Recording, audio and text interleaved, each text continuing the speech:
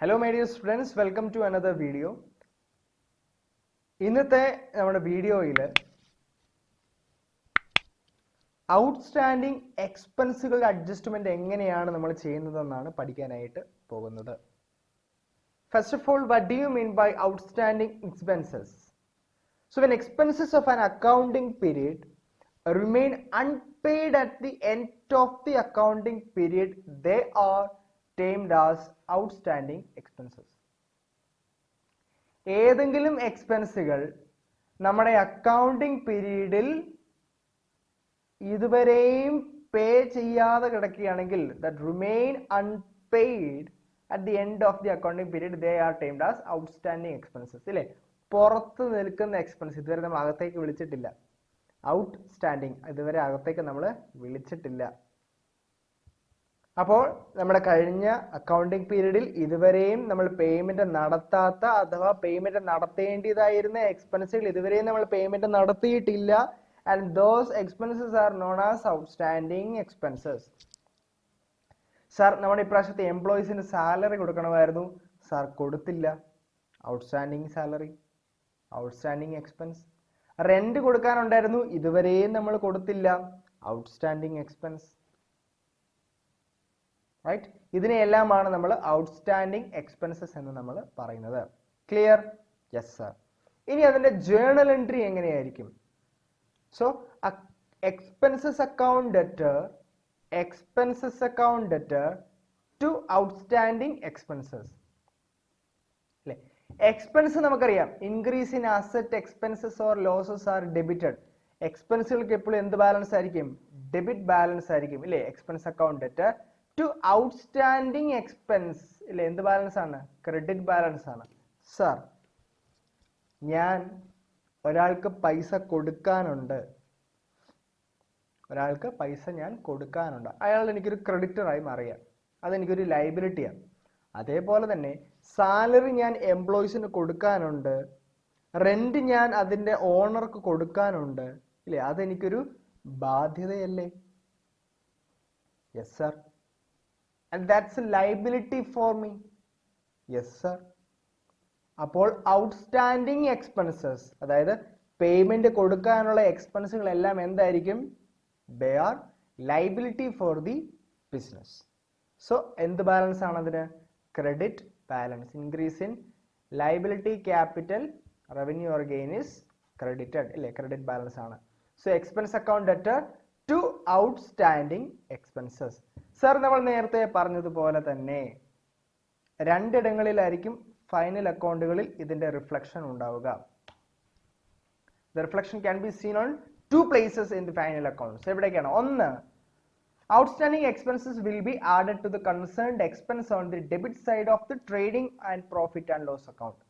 Trading and profit and loss accountന്റെ debit സൈഡിൽ ഏത് എക്സ്പെൻസ് ആണോ അതിന്റെ കൂടെ നമ്മൾ എന്ത് ചെയ്യും? ആഡ് ചെയ്ത് കാണിക്കും. സാർ, സാലറി നമ്മൾ ഈ വർഷം കൊടുത്തു, 50,000 രൂപ സാലറി കൊടുത്തിട്ടുണ്ട്, പക്ഷെ ഔട്ട്സ്റ്റാൻഡിങ് അഡ്ജസ്റ്റ്മെന്റുകളിൽ നമുക്ക് തരും ഔട്ട്സ്റ്റാൻഡിങ് സാലറി എന്ന് പറഞ്ഞിട്ട് ഒരു 20,000 രൂപ കാണിച്ചിട്ടുണ്ടെങ്കിൽ എന്തായിരിക്കും? ഇതിന്റെ കൂടെ നമ്മൾ ആഡ് ചെയ്യണം ഔട്ട്സ്റ്റാൻഡിങ്.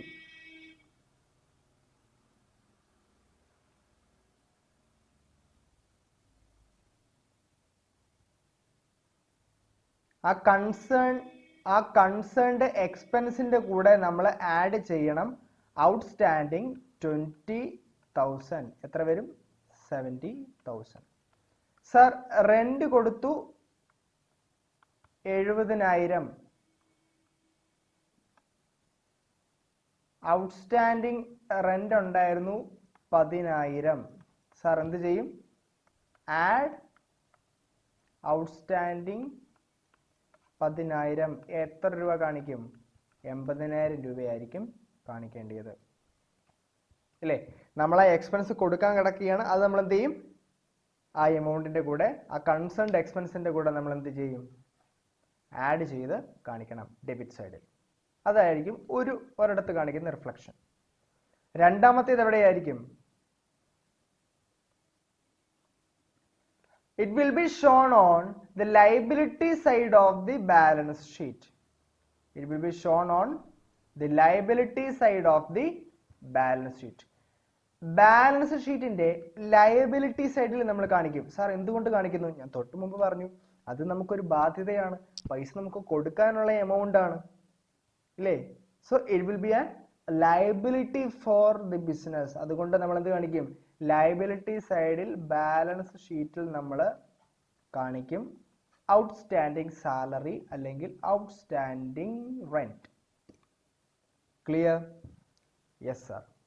സോ ഔട്ട്സ്റ്റാൻഡിങ് എക്സ്പെൻസിന്റെ അഡ്ജസ്റ്റ്മെന്റ് ആണ് നമ്മൾ നോക്കിയത്. So when expenses of an accounting period remain unpaid at the end of the accounting period, they are termed as outstanding expenses. Sir, അതറിയാം. അതിന്റെ ജേർണൽ എൻട്രി നമ്മൾ പഠിച്ചു. Expense account debt to outstanding expenses.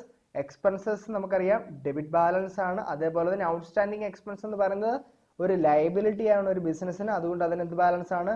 Credit balance ആണ്. So expenses account debt to outstanding expenses.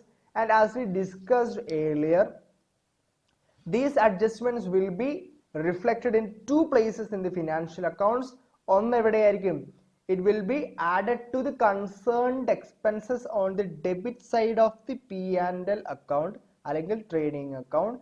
ഏത് expense ആണോ അതിന്റെ കൂടെ add ചെയ്ത് നമ്മൾ trading and profit and loss അക്കൗണ്ടിൽ കാണിക്കണം. രണ്ടാമത്, as these outstanding expenses are liability for the business organization, it should be shown on the liability side of the balance sheet also. Clear? Yes sir. So thank you dear students. ഇതിനെ base ചെയ്തിട്ടുള്ള കണക്കുകൾ നിങ്ങൾ ചെയ്തു നോക്കുക.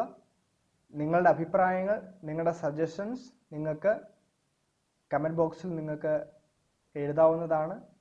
And if you are new at my channel, please don't forget to subscribe my channel and also enable the bell icon. Thank you dear. Thank you so much. By.